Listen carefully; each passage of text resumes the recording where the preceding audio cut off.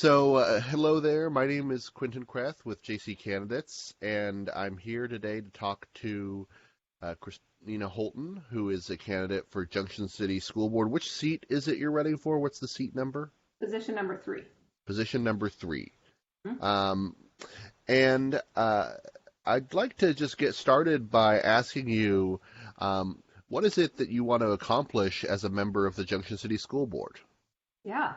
Well, I really view the opportunity to join the school board as a way in which I can help provide service to our community. I really feel like using my background in education, I can help provide a good service and guidance as it relates to where our school district is going into the future.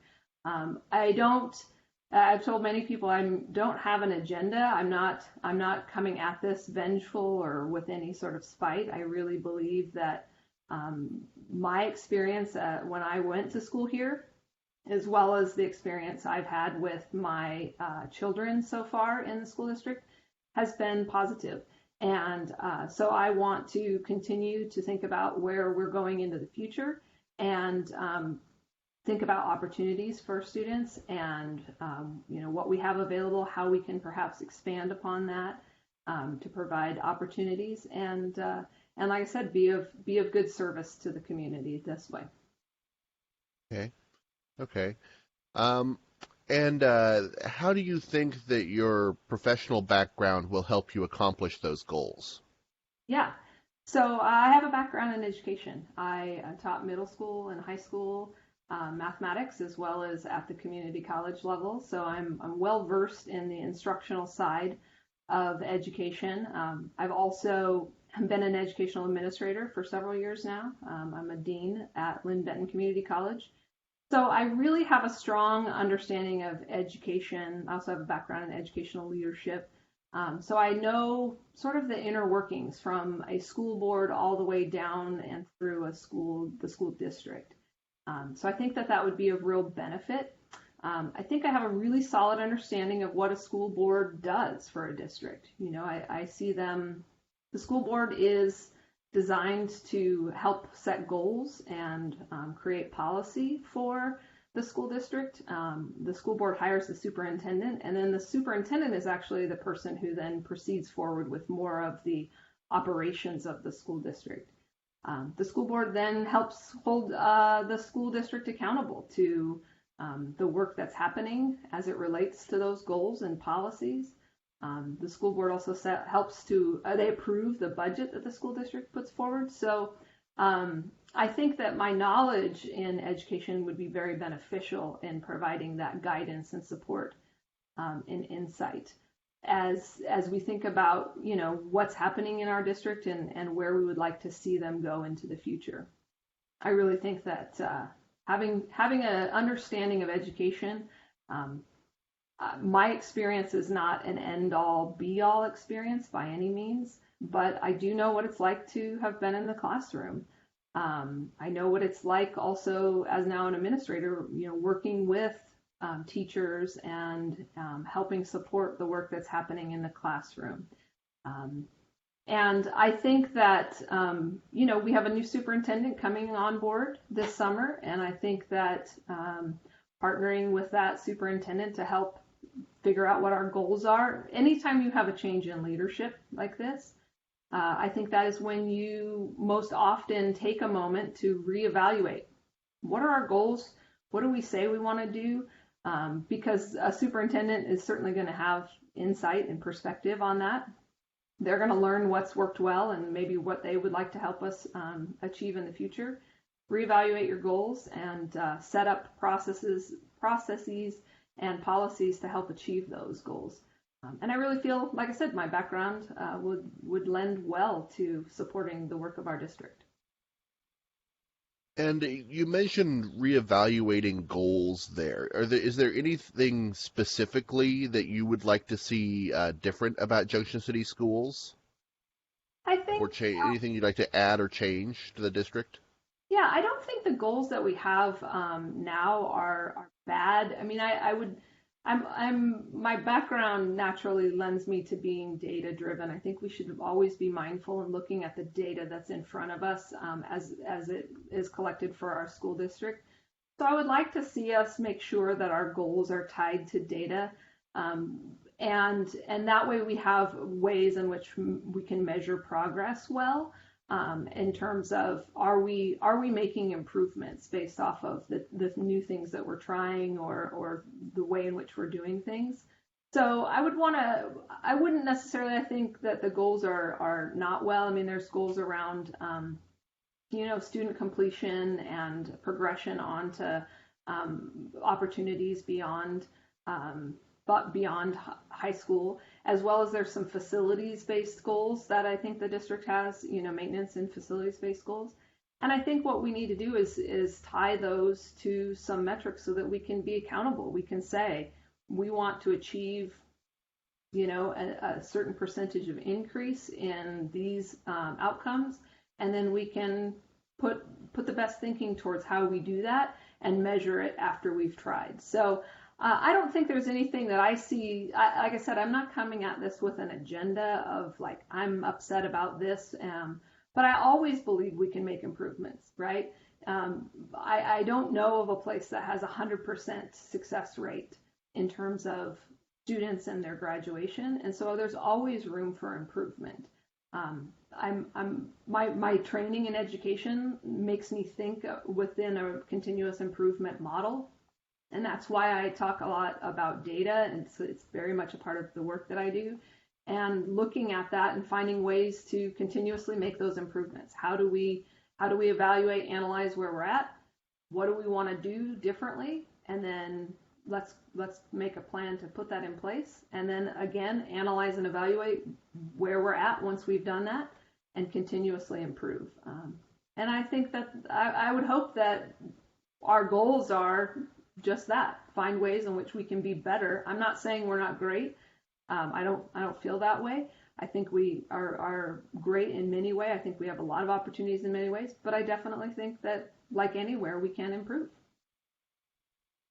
Okay. Well, one driver of change that's happening right now in Junction City schools is the growing population of Junction City, with lots of new homes and apartment buildings being constructed on the west side of town. What would you do as a board member, or what do you think would change at Junction City schools, or should change Junction City schools, based on that growing population and enrollment in the next few years? Yeah. Well, I definitely think we have to recognize that our community is growing. There are, like you said, a lot of new housing developments that are going in, and going in quite fast. I mean, I look and one day and the next day it's like, wow, they're moving quite along quickly on those projects. So one of the unknown pieces of that is that we don't know, what does that mean? Does that mean new kindergartners? Does that mean new middle schoolers? Does it mean new high schoolers? We don't know exactly where an influx will be, but we have a pretty good guess that with new homes will come new families to the district. And so I think that it's important that the district comes up with a strategy to think about how we can expand to meet the needs of our community. I think that anyone who moves into our community has the opportunity to attend our school system, and so we need to think about how do we expand to do that.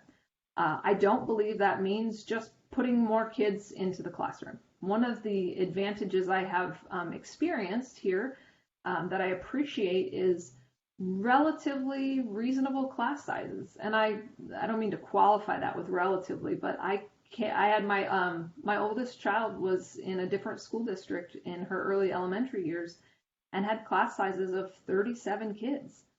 That's a lot when you're trying to help students learn the fundamentals of reading and writing and basics of mathematics. That's a lot of students for one teacher to be able to navigate. So I appreciated that when I came out here and our kids are here, that our youngest has been in elementary school in classes of 20 or 22. I feel like it's a more reasonable load for when you're trying to really work directly, very closely with those students on how they cement those foundations. So not knowing exactly where an influx would land in terms of students, it may be one or two students across each grade. It may be an influx in one grade specifically. We don't know. So you have to kind of come up with strategies and plans for how to meet that. I think you got to be careful not to just let enrollment creep up is how I would look at that. If you just had, a few extra students every year in each grade, all of a sudden your class sizes will get too big. Um, so I believe, based off of my experience right now, having a student at Laurel and a student at Oakley, is I think we're getting pretty close to capacity based off of the students we have now. I don't have the inner workings of square footage, number of students, classrooms, what have you, but it feels like we're starting to kind of reach a capacity situation. And so, what are we going to do to address that? I think there are probably short-term addressing options and then also long-term goals, right? So Laurel brought in some modular classrooms, partly because of increasing enrollment and also to help with the comprehensive distance learning and then moving back to in-person with our current situation. And I know that based off of attending the budget meeting this week earlier, that they're talking about some modular classrooms over at Oakley in order to bring the fifth graders who were put over at the East Wing of the high school this year, but to bring those fifth graders back to the Oakley campus, so to speak. So that's a reasonable interim solution. I don't think it's long term though. You can't just keep adding modular classrooms. You've got to think long term about infrastructure, kind of in the way that we did with the high school and the improvements that were made in the high school. So that requires a more long-range plan thinking. I know that Junction City went out for a bond and used those bond funds to support the building of the high school and expansion there. So that may be something they need to think about again in the future. And if the data suggests that's the need and the community supports it, I think that's a direction they could potentially go. But again, to me, that's a little bit longer range, and we don't want to jump on a decision not knowing exactly where the students will land, but you also don't want to wait too long and be unprepared to meet the need of where the families may land. So it's not an exact plan, but I certainly think in terms of infrastructure, that's an important thing that the district is going to have to be considering, because you're right, the community is growing. That will mean building discussions. That will mean hiring potentially new teachers and classified staff to help support that. So yeah, that is the real future of where our community is headed. Another part of growing population and a growing school is an opportunity for new programs. Are there any programs or that currently are at Junction City schools that you would support adding to the schools? Yeah, I think, when it comes to adding programs, I think you really want to address the needs of the students in the district, right? So I can speak right now. My experience as a student was quite a ways back, so I know that program offerings have shifted and changed. But I can speak to what's been available for my children at Laurel and at Oakley, and I've been pleasantly pleased with opportunities both in terms of classroom offerings and in terms of what I would call co-curricular or extracurricular offerings, things outside of the normal classroom. But I think there's always room to grow there, and I think that the nice thing is being able to have some flexibility to meet the growth and needs of the students. So, for example, let's say we have students who are interested, and we're interested in providing more career technical education options for students, right? When I was a student, there was a lot of offerings. We had automotive, we had drafting, we had wood shop. There were a lot of different offerings that are career technical based. I know that in a lot of districts that's lessened over time. I think Junction City has tried to maintain some of them, but that might be an area where we want to expand and grow. Might want to think about manufacturing and opportunities because of where students' interests get sparked in middle school and high school and how that leads to future employment opportunities for them. So I don't have a set need, but I think that that's a great place where you can help understand what the community is interested in and help to say, okay, how do we support that? And part of that comes through community partnerships, right? If we have a really strong desire, let's say, to do something in manufacturing to help students gain experience in manufacturing, how do we support that with maybe connections to our community? Maybe we want to do something more robust in the computer science or programming field. How do we support that with partnerships and grow programs into the future? So I think it's the thing I love about education is there's always places to grow and learn more. I think you have to be somewhat responsive to where the student desires and needs are, and also because my work in higher education, I do think beyond just high school. I'm not saying everybody goes to higher ed, either at the community college or four-year level, but I think we can think about what our options are available for students when they graduate from high school, and how do we provide them opportunities in high school to prepare them for what that future may be. And it's exciting to me. I mean, I'm very excited about education in general, but it's exciting to me when I think about opportunities that way. I know that I think about robotics. The high school team, the middle school and high school team have robotics teams. Think about what career opportunities that can lead to, and maybe we grow something more in that area. Maybe we grow more within an agriculture perspective. I think that the possibilities are real and out there for sure. Thank you for that. Another big issue that people have been talking about this campaign and in Junction City schools are diversity, equity, and inclusion issues. And this has been a big issue in Junction City and around the state. As a school board member, what steps do you want to take to make sure that all students feel safe and welcome in Junction City schools? Yeah. So I absolutely agree. I think this is an issue that's coming up not only in our community, I'm not surprised, but also across the state, across our country. Honestly, it's a forefront issue right now.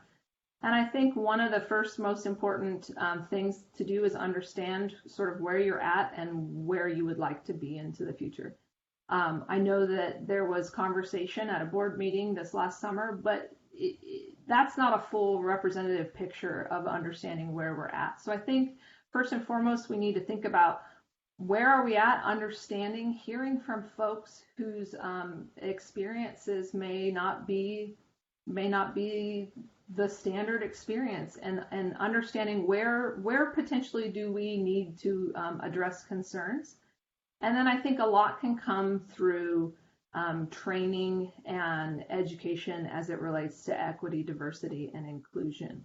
I think that's how you support your staff, your teachers, your support staff, your administrators to make decisions to support students while they're at school. I think that training and education can also come all the way down to students. Maybe it's not the same level of training, but you can help students understand how to respond if there's situations where they feel unsafe or feel uncomfortable, or if you are a student who's witnessing a situation that you believe another student is in a situation where they're unsafe or uncomfortable. And then that training can also extend and should also extend up through the board, because the board's ultimately the ones that are setting policy for the district. And I think when you have something that's important, as the work of equity, diversity, and inclusion is, it has to be through and through. It has to be the values of the district, understanding the importance that diversity and having an inclusive environment understanding equity and how to address issues and concerns related to equity, it has to be throughout the district. It cannot be the sole responsibility of the superintendent. It can't be the sole responsibility of the teachers. It doesn't live with just one person. So, like I said, I think there's also ultimately, and this is my educator perspective, is understanding equity, diversity, and inclusion issues should also help guide how you make decisions in the future, right? So it should help you think about when you're making decisions, who's represented here and who's not yet represented, and how do we create a more inclusive situation so that we can ensure we're not harming students with a decision that's being made. It's a process, it's a mindset. Oftentimes in education, we refer to it as an equity lens, right? It's how you look at a situation to say, are we taking into consideration all of our students here? Or are we making a decision that might impact one group over another in a more positive or more negative manner? So I think that, I believe that it's very important work. I believe that it's not work that can just be done and then moved on from. I think it's how you embrace this work as part of the values that you're looking at into the future that really truly creates that environment where students feel safe, where they feel included and welcome, and they're seen as valuable, important parts of the overall school district.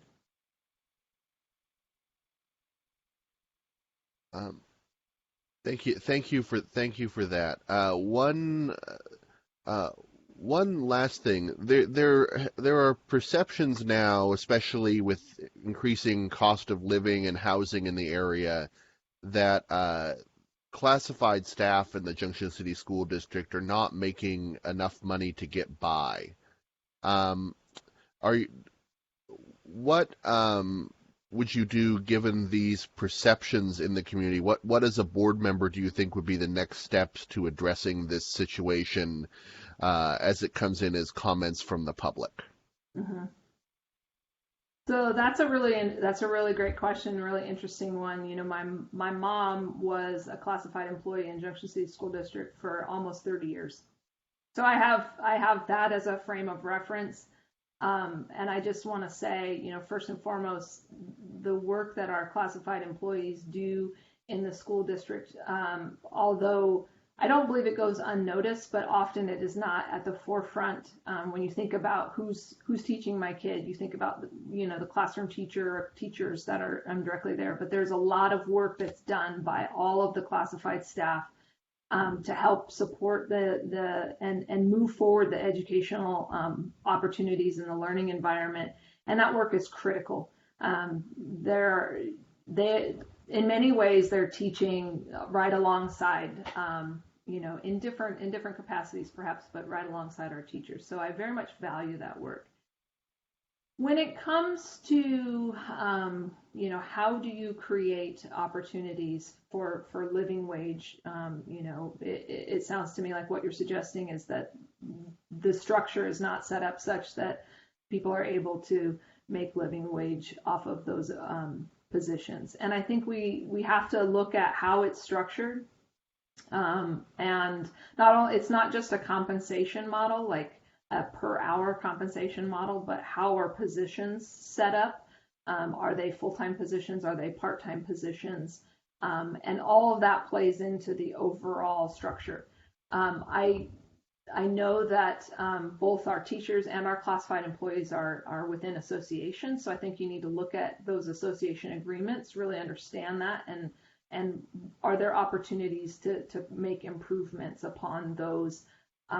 I can't speak right now eloquently to like all of the different models. I know that there are probably a whole range of positions that all come in at different compensation, different hours, and that is the whole picture that comes together and makes you understand, like, does this position allow for, living wage supporting of family or what have you. But I certainly think that, in order to hire good people and retain good people in the school district, you have to respect the work that they do first and foremost, and you have to create structures that fall in line with that, or with regard to compensation.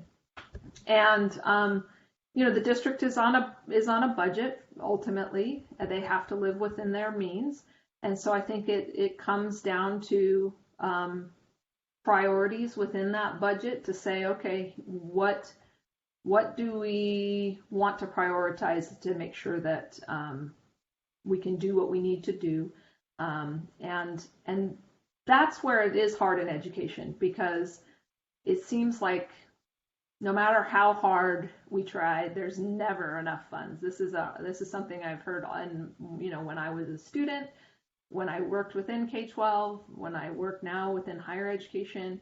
It always feels like we struggle for enough funds. I realize that may not be the universal perspective, but I believe there will always be opportunities to do more than the budget we have allows us to do. So it comes back to, what are our goals as a district? How do we set policy and align resources to achieve those goals? And part of that is thinking about our personnel and our workforce. I did ask at the budget meeting this week, and I was told that approximately 85% of the budget goes to personnel, and that's pretty in line with most educational entities. So the majority of the resources that a school district has is used to compensate the people that work, because we are fundamentally an organization that is driven around people, right? It's not around things.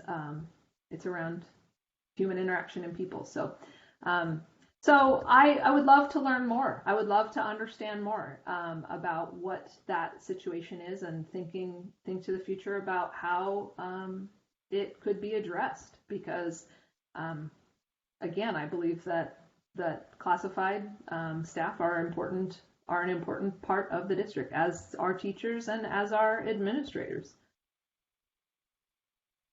Well, thank you. Is there anything else that you'd like to say or tell the voters about your candidacy for school board?